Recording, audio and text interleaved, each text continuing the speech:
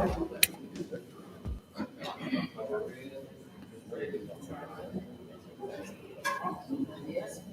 we ready?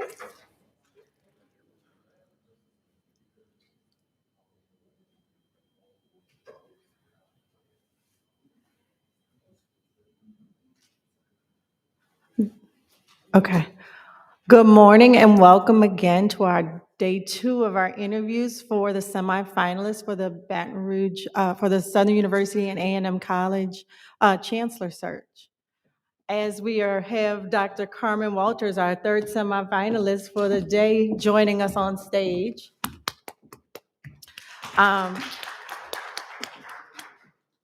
Before we begin, the format will be the same as it was yesterday. We'll give the committee an opportunity to introduce themselves, and then we will give Dr. Walters an opportunity to introduce herself, after which she can jump right into her presentation on the vision, her vision for Southern University and A&M College, after which we'll do questions and then give an opportunity for Dr. Walters for closing remarks. Again, in addition to the individuals here, I ask you to look at the QR codes that are posted on the doors to complete your survey after Dr. Walters is finished with her presentation. President Shields will use that in his consideration and deliberations on making a recommendation to the board. So it is imperative that we give everybody an opportunity to have their voices heard. For those of you that are live streaming this, the QR code is in the top right corner of the screen itself. And without further ado, I will give the mic over to Dr. Hines, the committee chairman. Good morning. Welcome to Jaguar Nation, Dr. Walters. I'm Breva Hines. I'm the chair of the search committee and also the chair of the MPA Ph.D. program and the director of graduate research. Welcome. I'll let all the search committee members introduce themselves. Good morning and welcome again. I'm Dawn Kite, Dean of our University Library. Good morning, I'm Zhu Ning, Professor of Urban Forestry, Environment, and Natural Resources. Good morning, Matthew Valer, CEO of Care South. Good morning, Catrice Chisley, Human Resources. Good morning, Carlton Jones, National President, Southern University Alumni Federation. Good morning, Oswald DeVerne. Welcome again, Faculty Senate. Good morning, Dr. Tony Jackson, President of the Staff Senate. At this time, Dr. Walters, please go introduce yourself to the community. Are you mic'd?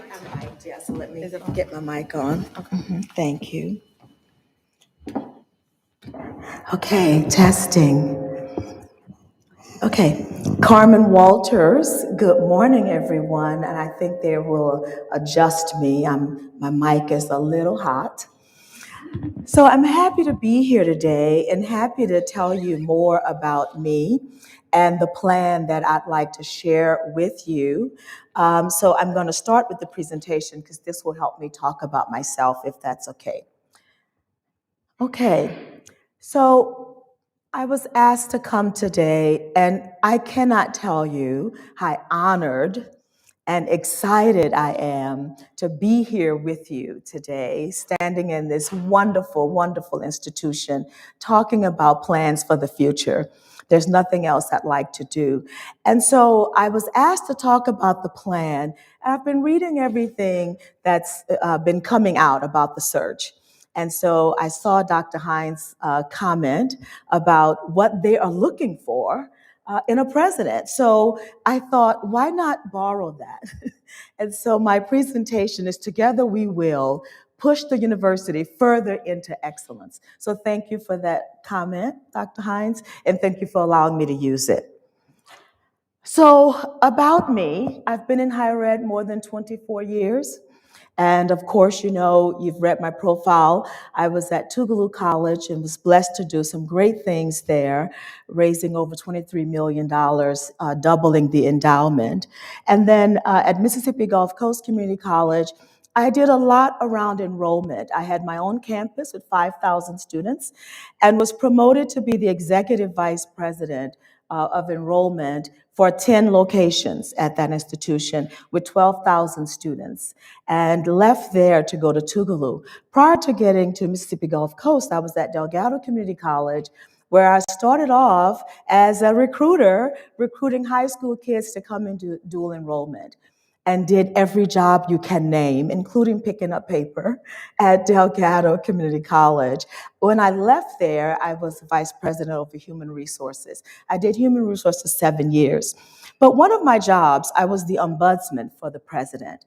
And so I had the opportunity then to know that I wanted to be a president, because I went to every meeting in place of the president when he could not attend. I worked for 2 different presidents in that role and learned so much about the need for good leadership in community colleges, universities, and K-12.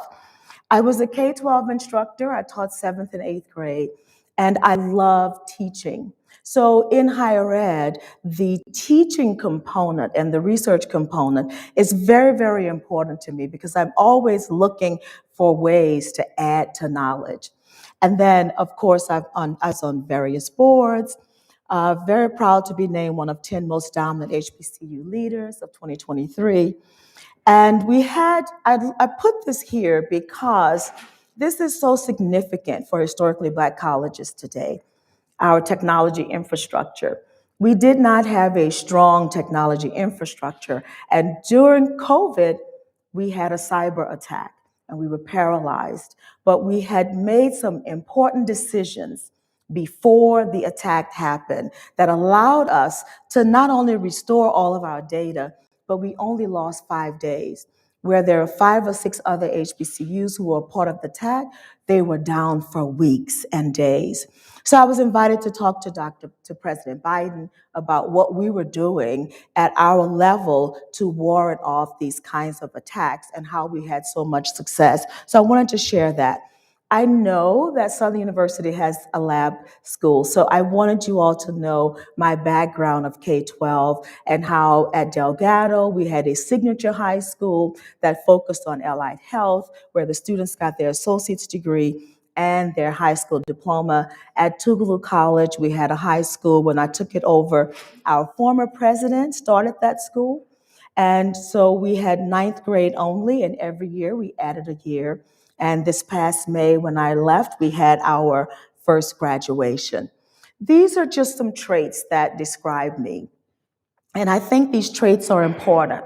Many of these traits, I got them from my parents, but a lot of these traits, I got them from working in the workplace. And so I just wanted to point out that today we need leaders who are ethical and have integrity and are respectful and courageous and good listeners and the like. So this is where I want to start quickly. I have really looked at your strategic plan. I absolutely think this is a wonderful plan. You spent a lot of time on it. You spent a lot of money on this plan with your 2 consultants, and you spent a lot of effort in pulling all of this together. So I went through the plan and I said to myself, there's not a strategy that you did not cover in this plan. There's nothing new to discover about the things you want to do. They are excellent. I wanted to say this about the plan. When you get your new president, you will have to decide where you are in the plan. Did you meet all of your goals? Have you met half your goals? Are you going to redo the plan under a new president? Or are you going to go back and say some of these things we no longer want to do because you started in 2018 and it's 2025? So when I looked at your plan, this is what I discovered. I discovered that you have 10 commitments or goals. Goal 1 has 11 objectives and 125 strategies. Goal 2 has 10 objectives with 85 strategies. Goal 3 has 5 and 32. Goal 4 has 8 and 55. Goal 5 has 3 and 13. Goal 6 has 5 and 20. Goal 7 has 7 objectives and 50 strategies. And the total It's over 400 strategies. It's a wonderful plan, but it's massive. It's big, even for 12 years. So if we were to have great success, because I'm sure you're having some success with this, but if we were going to have great success, we would have to accomplish 33 strategies a year in order to come close to attacking the plan. It is a wonderful plan, but we have decisions to make if I'm selected about how we want to move forward with such a beautiful, robust plan. How can we have success? And so I asked the question, what have you accomplished? We have 6 years behind us and 6 years in front of us. What have we accomplished in the 6 years behind us? And what can we accomplish as we go forward 6 years? Do we want to try to accomplish 33 strategies a year?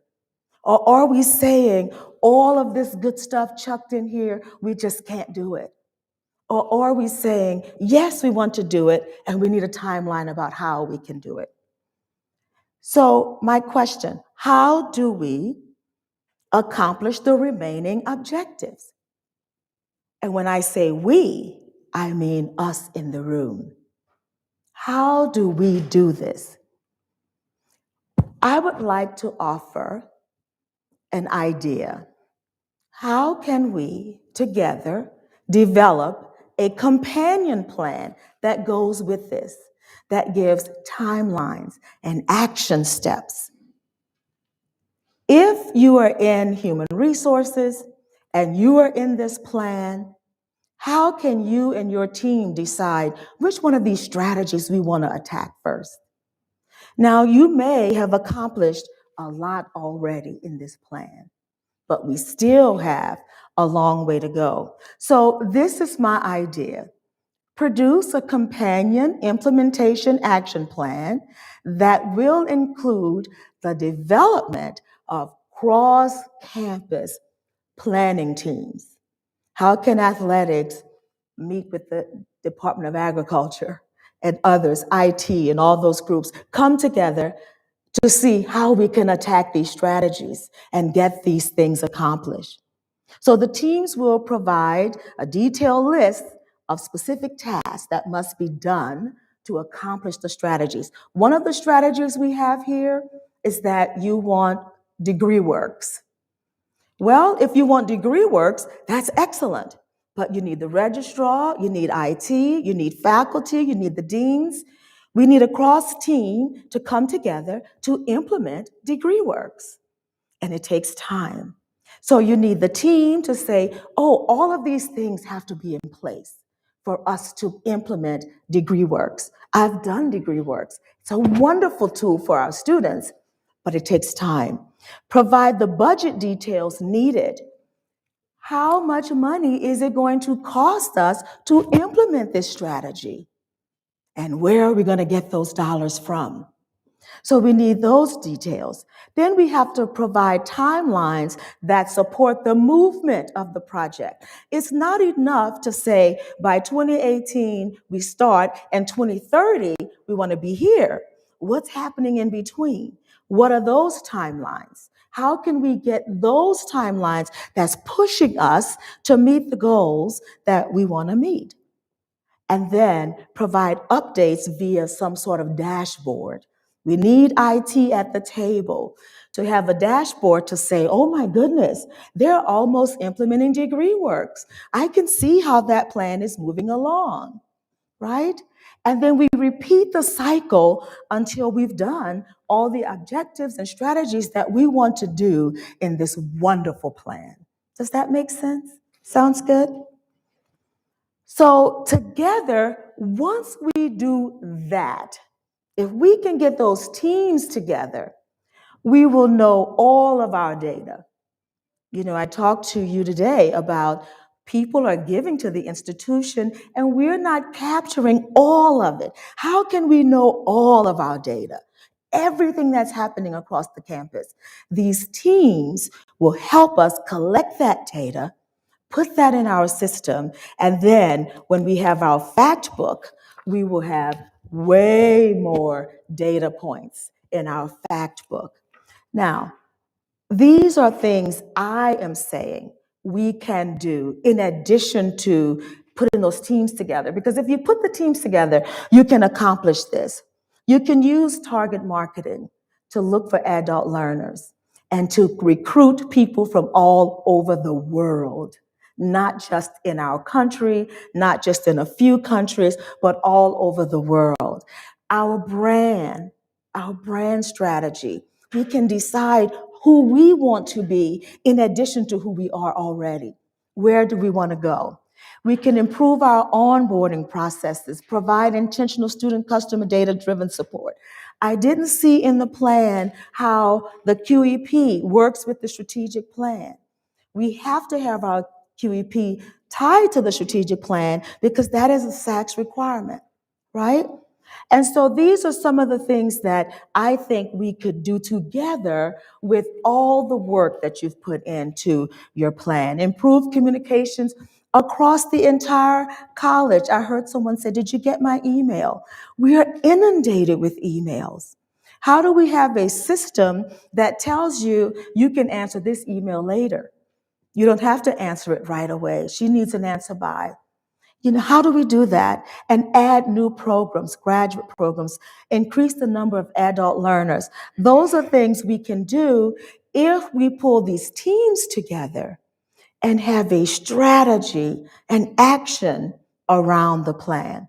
And these are just more items that I've added that we could do. I love technology. If I can throw technology at something, I want to throw technology at it because it answers many things, not all things. We should have our classrooms, and you may already have this. Our classrooms, when our students walk in, if their ID is in their pocket, it should collect that data to say they're in this building. Several reasons. One, you don't need to call roll. You have that data. Number two, if there's an active shooter, you already know I got 20 people in that classroom. That's the kind of data we need to be collecting every day, and the technology is available. The engagement has to be more than just student faculty. It has to be student faculty staff. These are our frontline workers, and they meet these students more than anybody. So how do our frontline workers partner with our faculty to say, John Doe is hungry today. He doesn't have any money. His mother died. How do we get that engagement across campus so that everybody is communicating and really clicking? This is one of the things I really loved at my other institution. We got so deep into research by partnering with others. And as small as my college was at that time, we were at 35, 40 million in research dollars with a very small college. And I know that you're doing great research here because Tougaloo has been engaged with some of the projects that you've done here. And so I wanted to talk about that. You are R2. How do we get to R1? You need 50 million, right? And then you need 70 doctoral research degrees. How do we get there? There are no HBCUs in that space. That leaves room for Southern.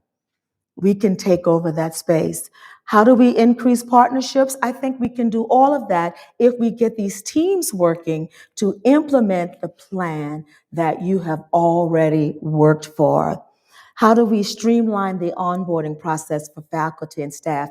I know as a dean, you're worried about, I can't get this faculty to start. I can't get this adjunct to start. How do we get that with more technology and getting rid of some sacred cows? The enemy to any organization is this is the way we've always done it. That's the enemy. How do we have an open mind? And then how do we set the budget to the strategic plan? How do we do that?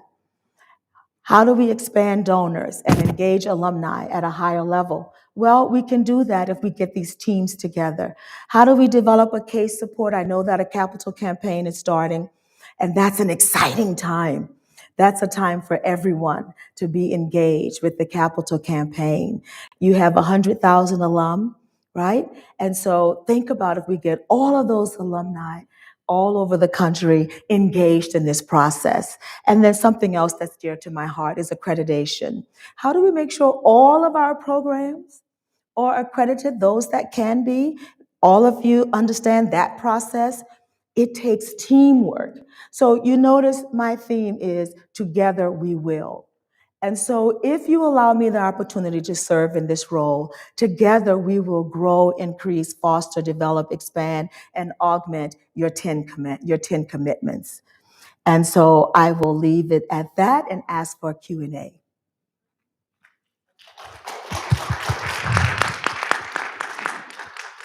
Thank you, Dr. Walters. I just want to let you know, and everyone here present know, and for those of them tuning in, that the questions we have are a compilation of questions from the search committee, from faculty, staff, students, and the community at large. Wonderful. I'm just going to get some water.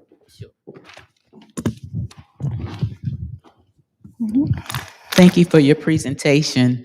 I want to talk a little bit about Together We Will. You mentioned target marketing and building the brand. So can you expand on that? What would you do? What would you use? What ways would you help build Southern's brand? Wonderful. Southern has a wonderful brand. And when we think about we're the only HBCU system, we always start there. We start with our system because we elevate all tides. When you focus on SUBR, Southern University Baton Rouge, that whole idea of family and commitment to students is a great way to start with building our brand. I talk to a lot of mothers all over the country. There are more women in college than men, and women are looking for safe spaces. So how do we look at our data on how safe our institution is, and how do we market that to parents, right? And so that target marketing is looking at the groups. If we can look at a profile of our students, and then design a profile of the students we want, like the adult learners. Once we get those profiles, we should have 4 or 5 profiles, and then we begin to hit those people with what we're doing and letting them know. If we can have TED Talks with our faculty who are talking about research, there are lots of private high schools on the East Coast and lots of private high schools on the West Coast who are kids who are looking for research opportunities. How do we connect to those research opportunities with our faculty? How do we have a directory that says, if you're looking for this kind of research, talk to Professor Hines? If you want to understand library science, talk to Dean Kite. How do we do that? That is targeting people instead of putting a whole big arrow out there and saying, come, come, come. We want to do that, but we also want to do the targeted. Then when you talk about brand, everything is our brand. Most importantly, our students are our brand. So how do we push our students? They need to be on every commercial, every billboard, every social media page. They are our brand. And so when we market our brand, and we have great opportunities to do that, we market our brand, it elevates everything around us, and people begin to take note. No one is going to sing our song like we are. We know how great this institution is. So we got to get everybody trained saying the same thing. And that alone elevates the brand. So I hope I answered your question. You're welcome. Thank you. Would you please share your strategy on engaging, empower faculty to build academic excellence at Southern University? Can you say the last part of your question again? I know you said engage faculty. And engage and empower faculty toward building academic excellence at Southern. Yes, excellence, absolutely. You know, first of all, the deans and the provosts, you all are hiring faculty who come to you with a spirit of excellence. When you're going through that search process, you're making sure their credentials are what they need to be. You're making sure that all that they've taught before is relevant to what we're doing. One way I have worked with faculty was to keep an open door policy. You know, some of my institutions, they would have, the president will see people on the 10th and the 12th, make your appointments. And I used to do that. I'd go make an appointment. I keep an open door policy for faculty, especially faculty leaders. And I always have a standing meeting with the faculty senate and their reps every month to make sure I'm on the pulse of what they are doing. And then I want to encourage them by looking for ways to incentivize good faculty. If you're doing research, how do we write policy that you can benefit from this research? How do we find the dollars to support you in the classroom so that we don't lose you to the other universities that are finding ways to do this? So we have to find ways to engage you academically, financially, and of course, engage you with the administration so that you know what's going on at the college and I know what's going on in the academy, and we can promote that together and hopefully make some great strides with faculty staying with us who are excellent. But also there are times when you have to part ways, and that's okay because you're looking for the best fit for Southern University for our students. And so it's important that we understand that only the best can be in the classroom because the marketplace expects only the best, right? Yes. Mhm. Thank you, Dr. Walters. My question is, would you please share your perspective on the rise of mental health concerns within institutions of higher education, and then some ways that you would, if chosen for this position, address these mental health needs of faculty, staff, and students on campus? Thank you. The mental health issue is one of the most serious issues we've encountered. It has always been a challenge, but COVID has exacerbated the issue. So, in my experience, I have a master's degree in counseling. So, this is very dear to me. And that is one reason why, and there are many reasons why I do this, but that is one reason, this is one reason why. No matter how large my school is, wherever I work, students have my cell number because I need students to feel that somebody will listen. That is one of our bigger issues. So how do we do this service to our students to support them? We need to have options for students to seek assistance. They're not going to call the therapist. They're not going to, so we have to have the online services. There are lots of online apps that students can log into to get the type of support they need. We need to have signage everywhere. It's okay not to be okay. We need to have a licensed professional counselor on campus who can make referrals. If we do not, we need to have as close to that as possible so that this can assist students. But we also need to have our human resources office equipped with the services they need for faculty, staff, because you're just as stressed as the students are right now. It is a lot going on in our political environment. There are a lot of pressures just every day in work. So how do we all become better? How do we have safe places on campus where students can just go sit down and say, I'm feeling bad today?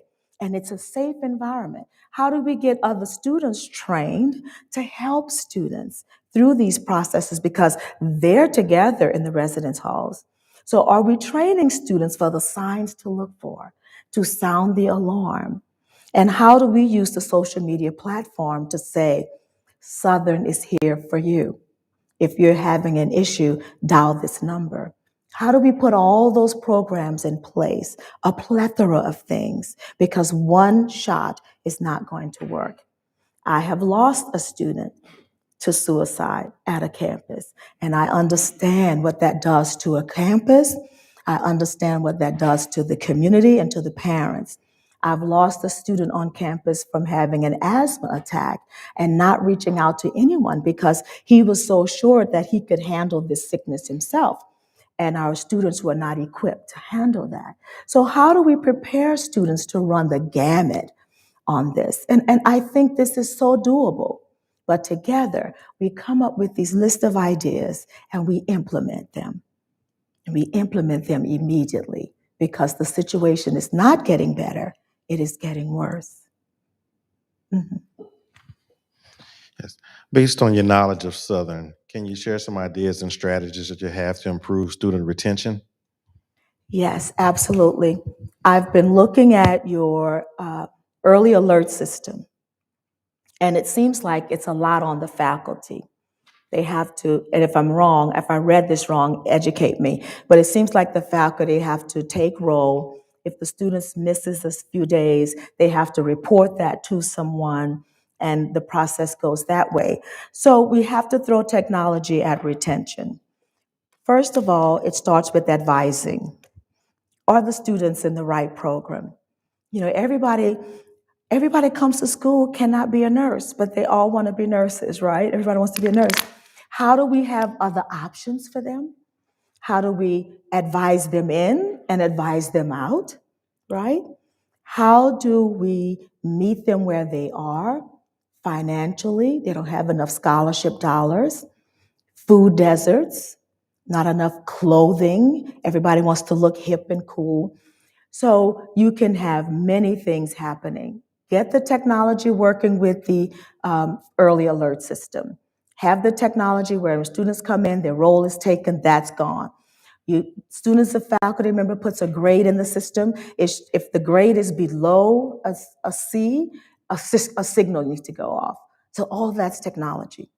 Making sure faculty staff are trained on and understand and embrace, because we say students come first, but do we embrace that?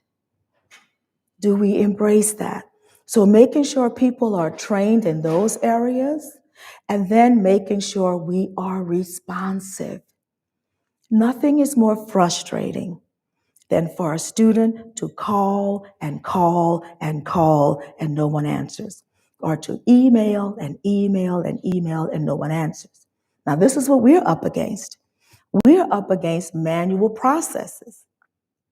But at other institutions, very large institutions, when a student sends an email, there's a response from the faculty that's automatic. I have your email. I will respond to you at this time.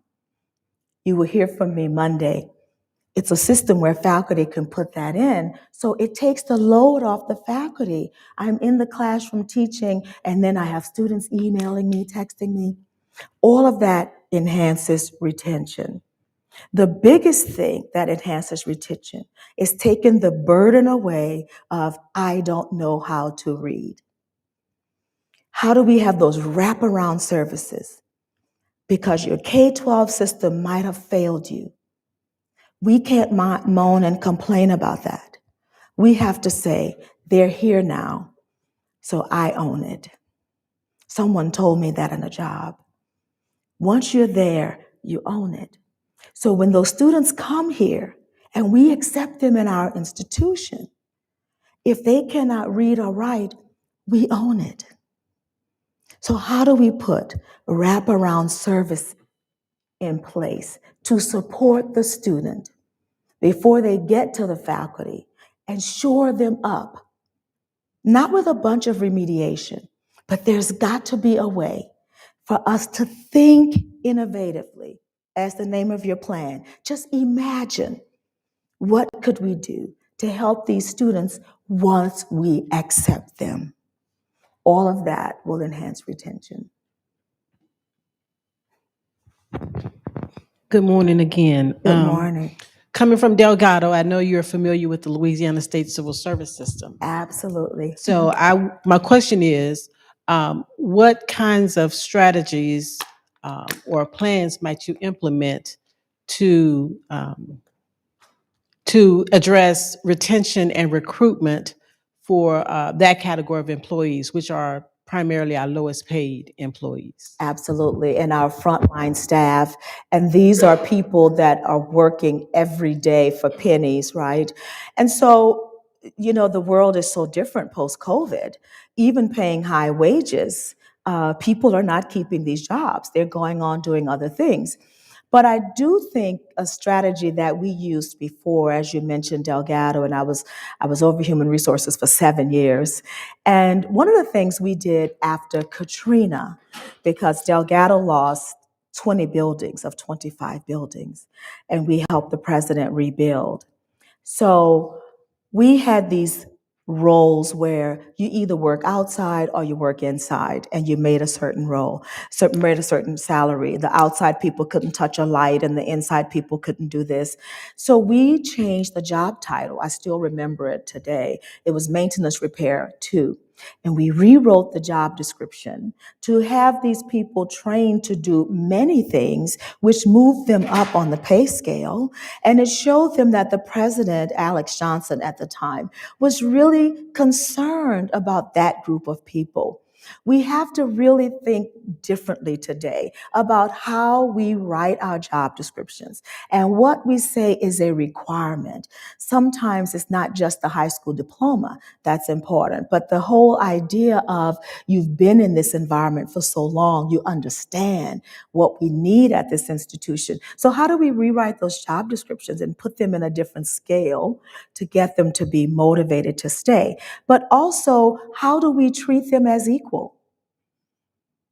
Because they're civil service and I have a PhD, how do I treat them? How do I treat them? How do I make them feel engaged in the process? Are they a part of the strategic planning process? You know, you might think that the garbage can goes way over there, and they may say to you, look, Dr. Walters, it's taking me 20 minutes to walk to the garbage can. Can we move it to that side of the building? Those are key things that we need to know, and they're the only people that can tell us that. When we were at Xavier, when I was a student, they didn't have any sidewalks in the quadrangle. And we would just walk across, and the nuns would be saying, don't walk on the lawn. And then the president said, well, just put a sidewalk straight. That's where they're going anyway. Some of these things we learned from that population, and they are very close to our students. So if they are not happy, we won't have happy students. And so we have to sit down and plan and work out a way that we can engage that group, get them up on a scale a little more, and make them know that screwing in a light bulb, you are a part of the academic process. Mhm. Good morning again. Good Dr. Walters. morning. You talked about Imagine 20K, and if I'm not mistaken, the alumni adopted it as well 6 years ago when it was implemented. Oh, wonderful. Mhm. And you talked about a teams process approach to implement and continuing it on for the next 6 years. Where do you see the alumni engaged in that process? And how do you build that community and also have them open their hearts and their wallets to giving back to Southern University? I love that so much. I have learned over the years that you must engage the alumni. You must engage the alumni, and they need to be included in every area as much as they would like to be engaged. When we have our teams, our cross-campus teams, I know we have alums on campus, but we need the alums who are off campus to come back to campus. What is so great about today is that we have Zoom meetings. And so alums can be engaged in these discussions and what's happening through Zoom meetings and through Teams, that software we use on the phones. And I think every aspect.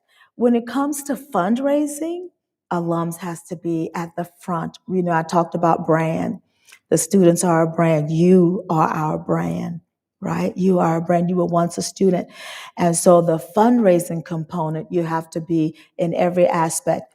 I also think the curriculum, you're in the workplace. You know what's happening. And when I was at my other institution, it was the alums that's telling me, look, call so-and-so. They want to give some money to another school, but I really think you need to be asking them for this money. The alums are the key. You really are the key. And I was so honored to sit with you today to talk about your dreams and your visions and anything, if I'm in this role, anything I can do to support that. Absolutely, I want to. Now, one of the ways I stayed engaged with the alums is that I had quarterly calls. And so anybody could call into the Zoom. We try to get the questions early, and I would try to respond to the alums as often as I could, because you can't communicate enough on what's going on. So I see the alums playing a huge role. I really do. Do you? Okay, good. Mhm. Good. Good morning. Mhm. Sorry. Yeah, Mhm. my question comes from the students. The students are complaining about there's a lack of administrative presence on campus. If you were selected as a chancellor, what would you do to increase your presence or make the students happy on campus? Oh, that's the most fun thing ever for me. I lived on campus at my last school. So all of the students had my number, and I would joke and tease with them when I saw them going out the gate, because Tougaloo was gated. And I would text to say, "Where are you going? I see you in that red car." And they'd call me, "Madam President, my mama said I could go to this." So yeah, I am all about students. I lived on campus. I worked out on campus. I ate on campus. I walked campus. I told the students that it was going to be the next fall that I was going to start the first day of school. I was going to select the administrators that was going to spend the night with me at the residence halls, because I think it's important that students see us living in the places where they're living. And so it was my pleasure to live on campus, and I always had events at my campus for students. One of the things I'm most proud of is every semester, every Wednesday actually, we had chapel, and we would put all the students' numbers. They got a number when they walked in. We put it in a basket, and we'd select 4 or 5 students. And every Wednesday, I took 4 or 5 students to a white tablecloth dinner, so they could tell me how I needed to improve Tougaloo. And at that time, I was doing a lot of videos, and I always had the eagle right on my desk. And so one of the students said to me, "Dr. Walters, your speeches are fine, but you got to lose the eagle." So they will be very honest with you when you ask them their opinion. I would love to do that here, be able to take students to dinner, work with the SGA. I had quarterly meetings with the SGA to help them with their platform and to see how we could support their platform. My biggest pride is walking the campus in my tennis shoes, talking to students, doing my exercises, going to faculty classrooms, talking. Faculty don't want me coming in observing. They want me coming in chatting and saying, "Hi, and what do you need? And how can I help you?" So I think that's a big strength for me, because I do come from the student services side, and I kind of lean in that way towards students. So I'd love to have the opportunity to do that here. And by the way, I paid my own dime on that. My so, and they could eat. If you get those athletes, oh my God, Dr. Walters, I'm ordering a steak. Okay, baby. Good morning. Good morning. Supporters of Southern University are very serious about their sports. Mhm. What is your vision to help Southern University have a successful athletic program, as well as address some aging facility concerns? Raise money, raise money, raise money. That's what we want to do. Look, when I got to my other college, they had a car for the president. And I thought it was too big for me and too expensive, really. I wanted a Jeep. And so I got the Jeep, and I gave that car to the athletic director, and I said, "Go recruit some students." So the retired athletic director called me, and he said, "Can I come back and get my job so I can have that car?" So I always say we have 2 A's, academics and athletics. And I always say, a ball in my hand is just a ball. But a ball in the athlete's hand is his way up and his way out. How do I support that for for the male and the female? How do I support that? And I think the best thing we can do, besides attending these events, is throw money at it. We have got to raise money. We've got to have an athletic department that's in the black. Our neighboring school cannot be the only school in the state of Louisiana that is making money on athletics. We have the product. We have the product. We have hardworking coaches, and our students give their all on the field. They give their all. They deserve our support. We owe it to them.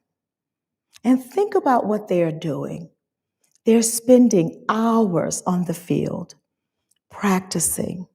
And then they're required to also do this schoolwork because that is why they're here.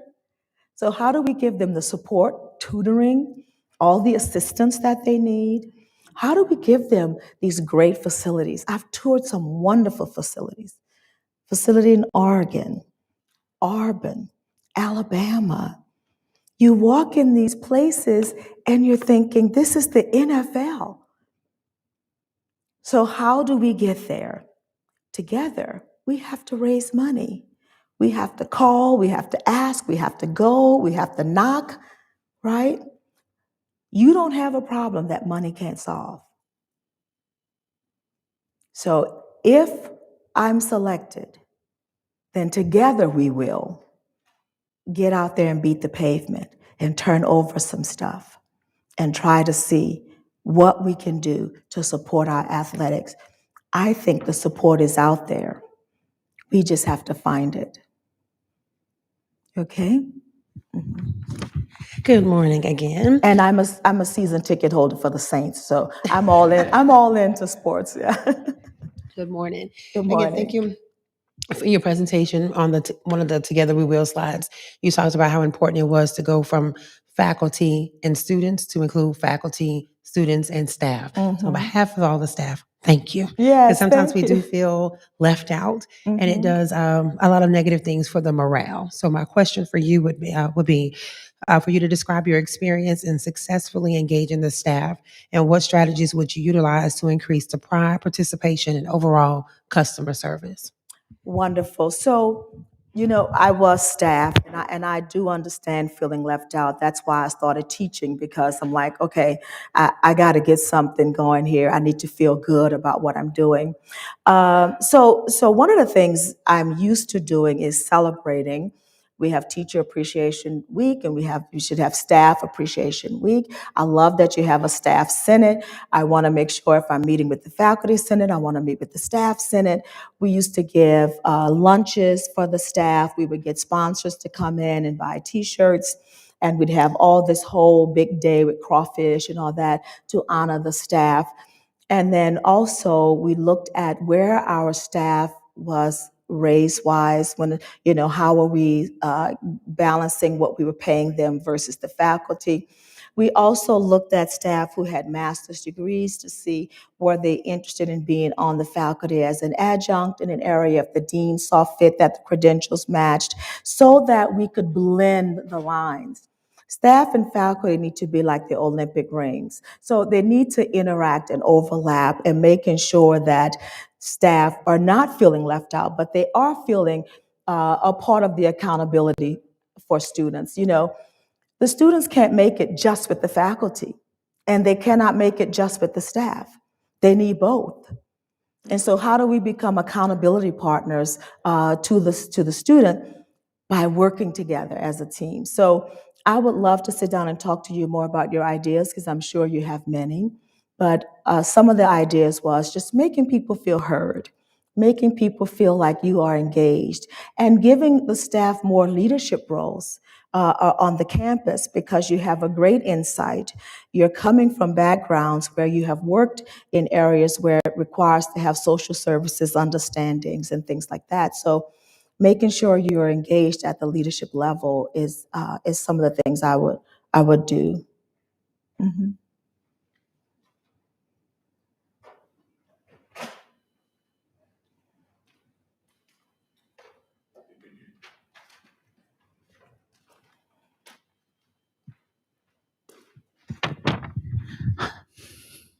Again, Dean Kite. yes, please share your experiences or ideas with providing international exposure for our students and faculty. Oh, wow. I love that.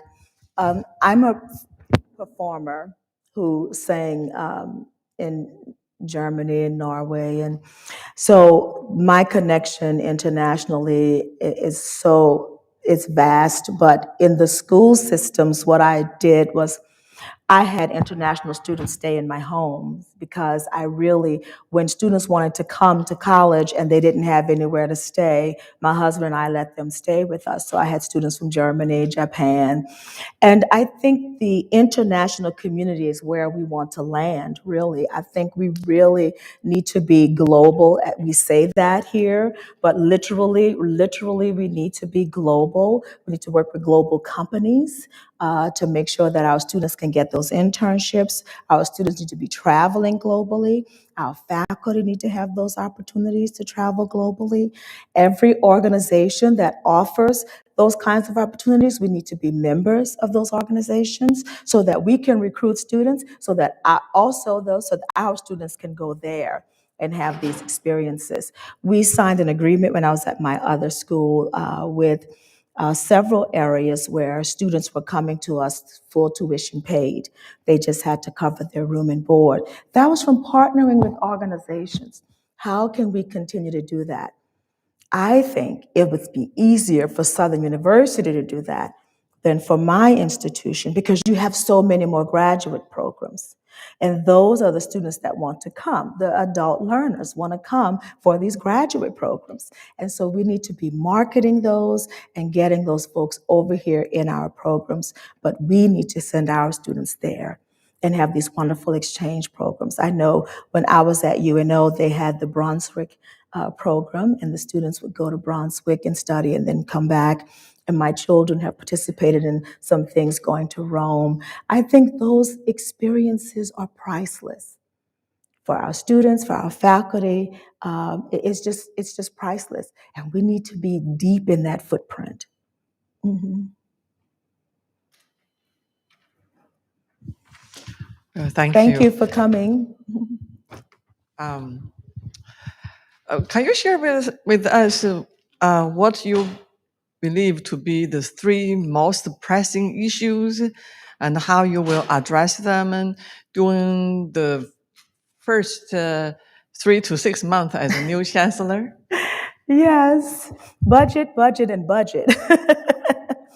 But I would say budget, enrollment, and retention. And they all go together. It costs, I don't know what it costs you to recruit a student, but I'm sure your CPA here, our CPA here at Southern, can tell us what it costs to recruit a student. So you take those dollars that it costs to recruit, that's coming out of your budget. Then you lose that student. That's more coming out of your budget. So if you think about how, someone wrote that song, It's Cheaper to Keep Her, how cheap it is. Do you remember that song? And some of you are like, I don't remember that song. Yeah, so it's so important that we understand the value of retention. The value of retention. Let's start with the student becoming economically independent. That's value. Let's start with they become a citizen and they give back to the institution in a great way, a great citizen of our school. That's value. So as we recruit, we have to think long term. How is this tied to the budget? And so I think for the next, it didn't get that way overnight. We won't fix it overnight. But I think for the next 30 to 60 days, we can put some ideas in place by just sitting down, looking at the budget. Sometimes people actually overspend. We just overspend. We don't understand that we've embarked upon something that's going to cost way more. That's why I put up there, what is the budget for us to do this? It may sound wonderful that we want to do degree works, but can we afford it? Do we have the budget to do it? Every decision has to be driven by data and budget. So we would start looking at the budget right away, looking at the enrollment data right away. I've already started, actually. You have a great fact book. So I've been looking at it and making notes all over it and getting ideas. Mhm. During your presentation, you discussed the $23 million in endowment that was raised at Tougaloo. How can you engage the local business community to support Southern in that way, in addition to looking at also research and grant opportunities that you could bring to the university? Yeah, see, you're right where I am. The local community has to celebrate us. So I'll give you an example of celebrating us. The University of Houston was trying to raise $1 billion, and they raised it. Well, they do have Tillman Fertitta, so that helps. But one thing she did for her business community, which I love, she did a project called Paint the Town Red. She got a bunch of alums to buy hundreds of red University of Houston flags, boxes of them. And they went around to all these businesses saying, if we give you the flag, would you put it on your flagpole? And they did. And so in certain areas of Houston, you're going to see University of Houston flags. That's a very simple way to get people saying, I support. If you get the donor saying, yes, I support, put the flag up. Now you go back and do another conversation. And you begin to build relationships. You get them to say yes. If a donor can give you 5,000, they can give you 10. And so the local community is where we start, but there's nowhere we stop. We keep going. When I did this 23 million with the team that I had in place, Tougaloo has a culture of seeking support. They're a private institution, no state dollars, and the financial aid is not enough because the tuition is private tuition. So it's very high. So every student needs support. And it's like that at Xavier, at Spelman, everywhere. So when you work at those institutions, everybody understands that we all have to raise money. It's the culture.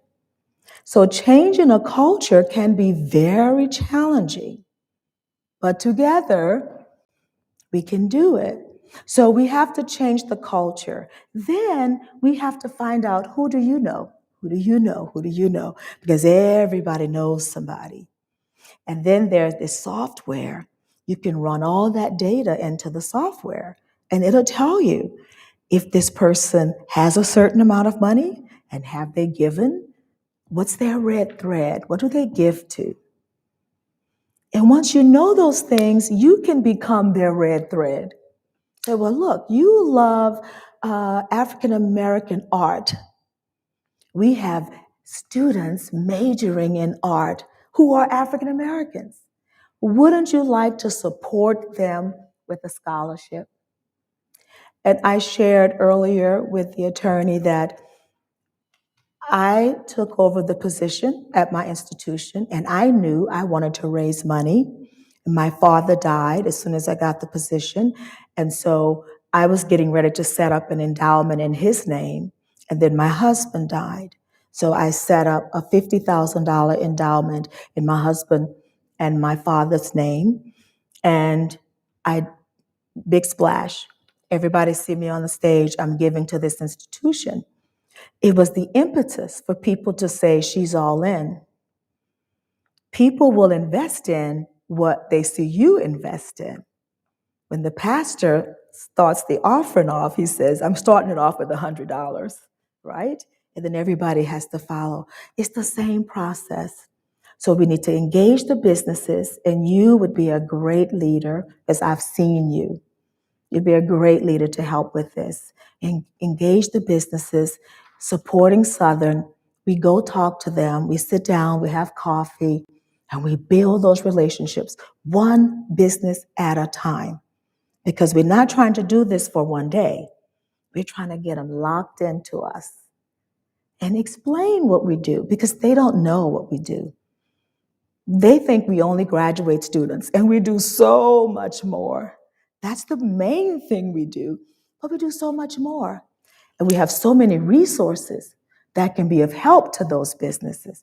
Our business department, all of, it's so exciting what could happen.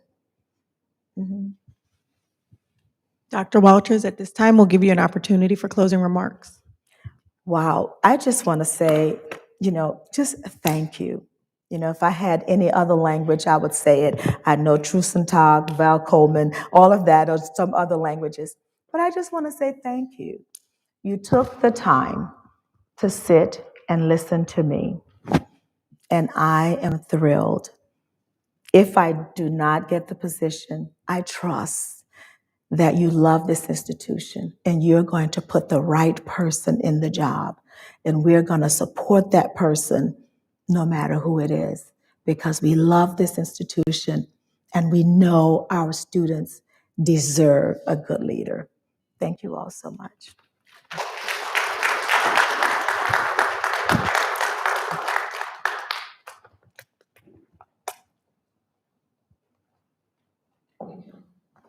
Can you turn it off?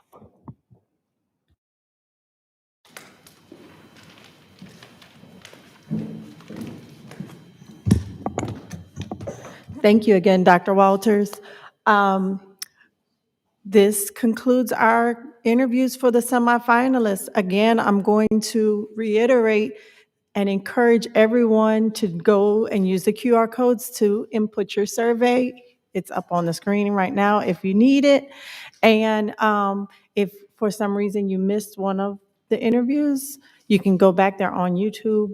The surveys will be up for at least a couple of more days to be able to provide the president with all the information that we can gather for him at this time. And thank you so much for your time, and have a great rest of your day.